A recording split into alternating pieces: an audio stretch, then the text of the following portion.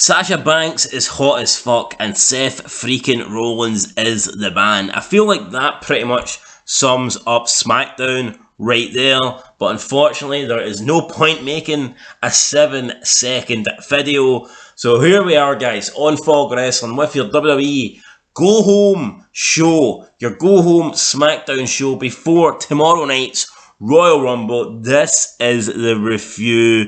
And to be fair, there's some good things on this show, but the majority of it wasn't good. Especially Go Home show to the Rumble.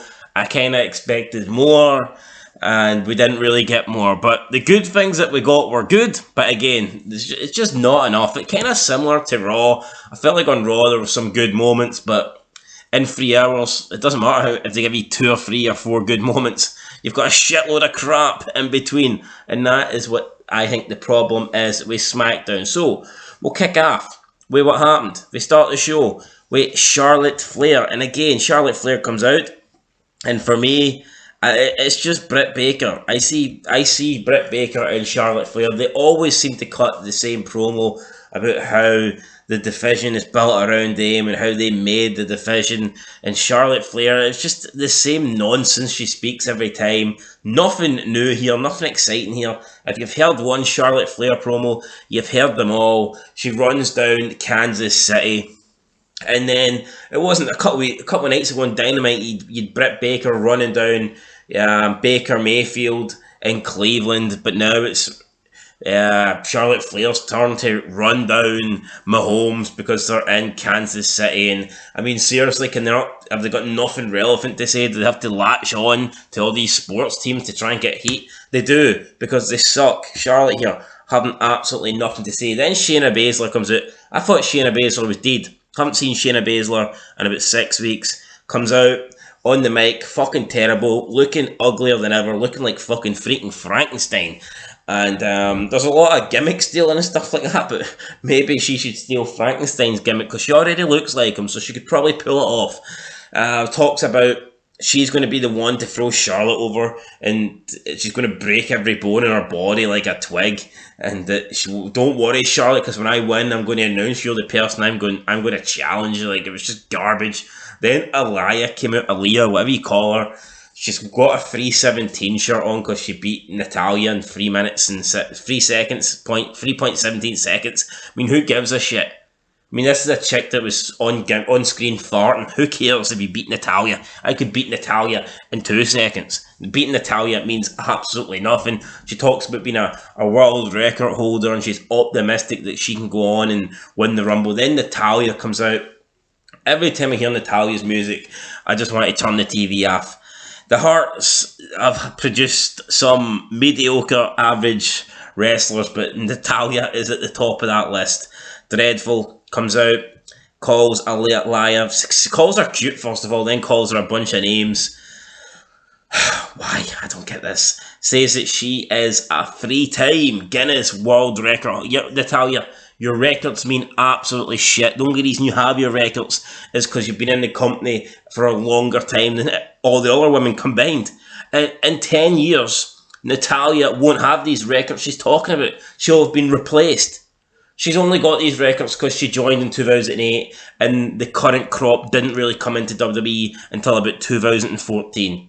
You know, once Natalya retires, Charlotte Flair, Sasha Banks, all these people, Becky Lynch, Bayley, they'll all overtake Natalya for amounts of matches and amounts of wins and amounts of pay-per-view appearances. Trust me, she's only got these records because of longevity. She's been kept around because her second name's Hart. In 10 years, she will not be these record holders. Then she says she's going to add a 4th world record. How's winning the Rumble a Guinness World Record? I mean, what is she going to do? Win it in 3.17 seconds? Like, what? How does her winning the Women's Royal Rumble achieve a record? It doesn't. And then you get Shotzi Blackheart comes out. And all these people complaining about why are we bringing back Lita? Why are we bringing back Mickie James? Why are we bringing back Eye Candy? Like the Bella Twins and Kelly. This is the reason right here. Of course they're going to bring back women from the past. Look at this fucking ring. Look at it. You've got Shayna Baszler, who's fucking garbage. Aaliyah, who's been on she's been in WWE for about 2 weeks. Shotzi Blackheart has been here for about 6 months and done absolutely nothing. Natalya, who's a fucking jobber. Are we supposed to take these women serious? No, we don't. That's why they're relying on women from the previous eras that actually were a little bit over. And you can say what you want about the Bella Twins. The Bella Twins are more over than a Shotzi Blackheart. They're more over than an Aliyah. And they're more over than a Shayna Baszler. Are they as good wrestlers? I'm not saying they are, but I mean, if we're talking about who's got the bigger name value, then it's the Bellas. Come on. Fucking Nikki was dating John Cena. That automatically puts her above everybody else in this fucking ring. Let's be real, guys. Let's be real. Shotzi Blackheart gets in the ring again with a microphone, says absolutely nothing. And then we get the return of Sasha Banks, the boss.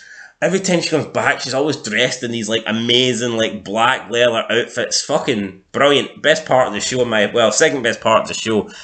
If you don't think Sasha Banks is hot, then you must be straight up gay. You must suck dick for a living if you do not think Sasha Banks is hot. Came out, she slapped Charlotte, and then she went and stood outside the ring as they all brawled. I thought it didn't make any sense. She said she's here. She says the boss is back and she's here to rumble. She slaps Charlotte, then leaves the ring. What the fuck? You're supposed to be here to rumble, but you leave the ring as soon as she slaps Charlotte. What sense did that make? Absolutely none. Then they all start brawling and bums, jobbers. They get so fake and choreographedly thrown at the ring, but then it's just Charlotte that's left and Sasha comes in. Charlotte misses the big boot. Sasha Banks catches her.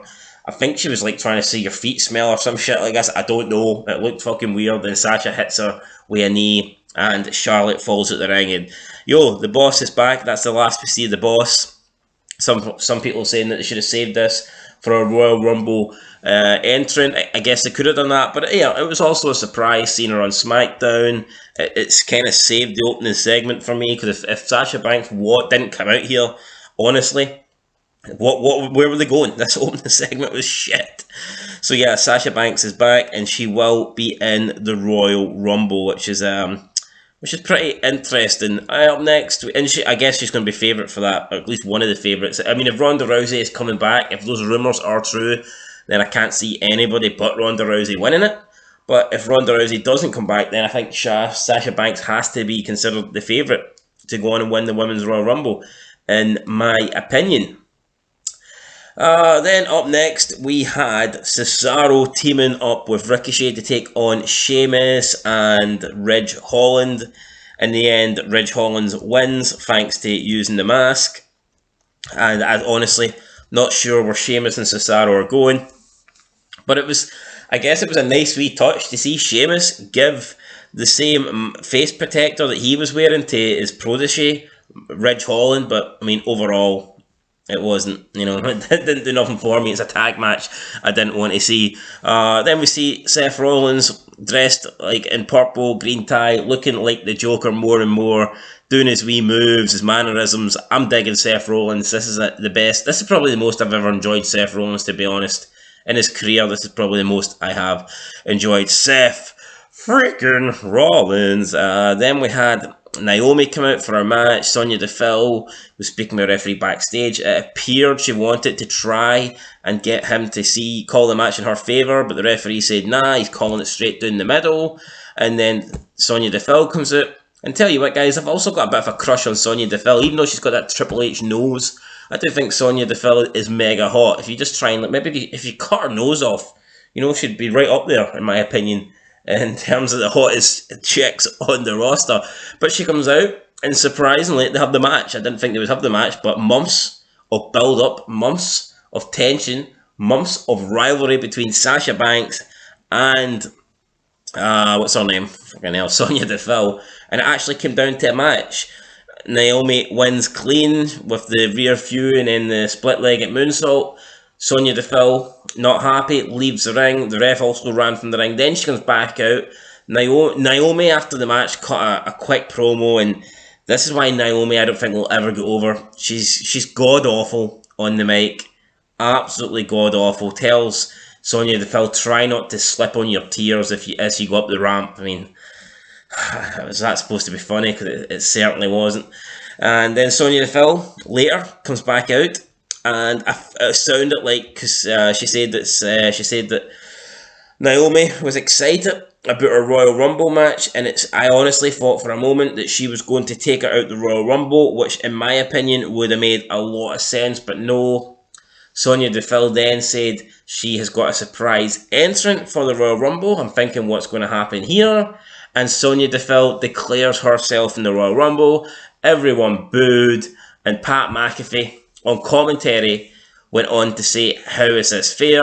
How can she do this? How can she just put herself in the Royal Rumble? Well, Pat, if you haven't been watching for the past 3 weeks, every single fucking jobber on the roster has declared themselves in the Royal Rumble. Hell, I could fly to America, I could come out on WWE programming, and I could just say, yo, Son of Scotland 90, one half of Fog Wrestling, I'm declaring myself for the Royal Rumble. It's as simple as that. You don't need winning records. You don't need the boss's approval. For years and years, people have just come out and simply said, I am entering myself into the Royal Rumble officially, and that is it. So why can't Sonya Deville, who's in power, who's in management, is essentially serving as like a co-GM at the moment, why wouldn't she be able to put herself into the match? And then you've got Pat McAfee making a big deal out of it as if it's like not right, it's not fair. It's absolutely nonsense. I mean, I like Pat McAfee, but it made zero sense for him to complain so much about Sonya Deville doing this when literally everybody just adds himself to the match. So here, if anybody in the roster, if some bum that's lost their last 15 matches can add themselves into the Royal Rumble, then why can't one of the co-GMs do it? You know, come on guys, let's be, let's be consistent here. Then with the backstage segment with the Bloodline, asked about Seth Rollins. They didn't really say anything here. The Freakin Raiders approached them with a hatchet or an axe, and they said, oh, this axe can cut titles and sever fingers. Nothing to see here. Garbage. Don't like the Freakin Raiders. Never will like the Freakin Raiders. I don't think the Freakin Raiders are going anywhere. And I'd be surprised if the belts come off the Usos. Then we had Insane. It's the new version of Insane. He's doing away with his stunts. He's doing away with his like weapons and tasers. It's just going to be another talk show. So we've got you've got Miz TV, you've got the Cutting Edge, every shitty TV show you can think of. Bailey's Ding Dong Hello. There's been a shitload of these. The Kevin Owens show. There's too many. We don't need another one. We've got another one. Mahal and Shanky were the guests. Absolutely nothing happened here. Sami Zayn kept rambling on about Johnny Knoxville. Rick Boogs came out. It was Boogs and Nakamura taking on Shanky and Mahal. Nakamura gets taken off the ring apron by Sami Zayn. This kind of leaves Boog 2-on-1, and for the next couple of minutes, Boog pretty much just buries Shanky and Mahal here, and Boogs picks up the win. I don't like Rick Boogs. I am not a fan of Rick Boogs. I don't know why they're pushing Rick Boogs. I don't know why Jinder Mahal's treated like a jobber when a few years ago he was actually seen as a credible world champion. I don't get it. I don't see where they're going with Rick Boogs. He's essentially a guy that plays guitar for Nakamura. Why they book him so strong? I don't know. But I didn't like it. It wasn't that good. Then we had a New Day promo. Speaking of not good, it's not good. Who cares about Big E? This guy is the worst. I would maybe argue there's been some bad champions, but I would make a good case that Big E is probably the worst of the lot. And we've had some shit champions. Finn Balor's been champion, for God's sake, but I think you could definitely make a case that Finn Balor was a better champion than Big E. Big E's atrocious. I do not need to see Big E. Unfortunately, we've seen him here, and then we've seen him in a tag team match with him and Kofi taking on Happy Corbin and Madcap Moss. Another duo that just get off my TV. The New Day win. I mean, nobody cares here. If someone says they care, they're lying. And then we've got Kane, apparently coming on Talking Smack. I guess it'd be cool to see Kane. Then it's main event time. Reigns is in the ring. Seth Rollins makes his way down. Seth Rollins is talking about how every time he's taken on Reigns, he's beat him. He's going to do it again this Sunday. Reigns says he's living in the past. He refers to God mode. Seth Rollins brings up that up. He said he used God mode last week, and then Seth Rollins goes on an absolute, I'm not going to call it epic, but it was a great tirade where Seth Rollins kind of just verbally assaulted Roman Reigns on the mic, and it was great. He called Roman Reigns a joke. He spoke about the time where he stabbed him in the back by slamming him with the steel chair. He stole his WrestleMania moment. He stole this. He stole that. He criticised Roman Reigns' bloodline. He criticised his family, his father. He criticised everything about Roman Reigns here. Roman Reigns pretty much had zero answers. And this was a great promo from Seth Rollins. One of the best promos I've probably seen in, promo of 2022. Let's go that far. But one of Seth Rollins, if not his best, one of his best. But I would maybe say this was his best promo, and definitely the best thing on this show. I mean, Sasha Banks' ass and outfit was up there, but I mean, Seth Rollins was on fire here. And you can say that he's ripping off the Joker here. If you're going to rip something off and you do it good, then I'm all for it. I'd rather somebody be a rip-off of something and be good than be original and be fucking shit. So yeah, I'm all for Seth Rollins ripping off the Joker. This was great. Roman Reigns goes for the Superman punch from behind. Seth Rollins has got it covered.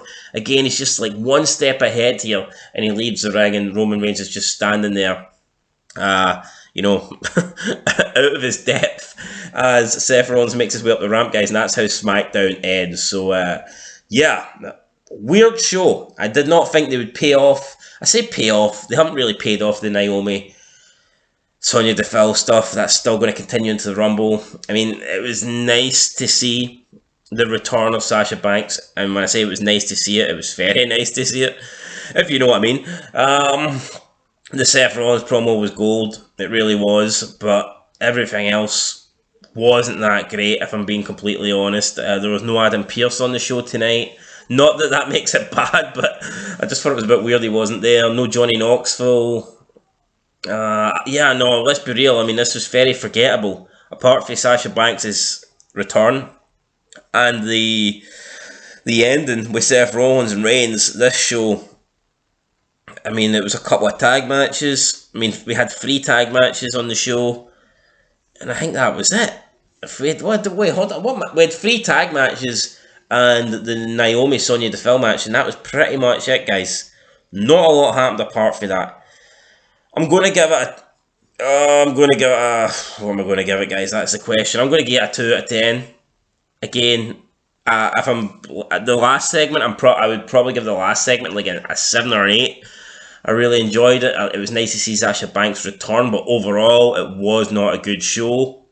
It never really is. I think they've completely depleted the SmackDown roster since the brand split. I'm not saying they need to do another brand split, but I think they definitely need to get bodies on SmackDown. The best part of SmackDown in the last month has been Seth Rollins, and unless he beats Roman Reigns for the title, it's unlikely he's going to continue to be on SmackDown. So I don't like the look of SmackDown, unless they get Brock Lesnar back on there, which they might do. I don't know, but I think SmackDown needs some people. Whether they send them over for Raw, I don't know. Whether they bring back some legends, I don't know. Whether they move up a few people for NXT, but again, who's really in NXT that would come on to SmackDown and would improve the show? Obviously, LA Knight, I think, is really good. I like LA Knight, and I think he'd be a big addition to SmackDown. Great talker, lot of charisma, good character. But I mean, apart from him, I don't know where SmackDown goes. I'm giving it a 2 out of 10, guys. It did what it did. It got me more pumped to see the Rollins Reigns match at Royal Rumble. And it also got me excited to see Sasha Banks' ass again at the Royal Rumble. So you know what, 2 out of 10. I like the return. I like the ending promo, but everything else in between, yeah, not a fan of it, guys. That said, let me know what you thought down below. Make sure you like, subscribe, share, all that good stuff. It helps out the channel immensely. And until next time, until the Royal Rumble review, preview, predictions, there'll be a shitload of videos tomorrow, so make sure you stay tuned for that. But until then, it's been Fog Wrestling. Thanks for watching, and peace.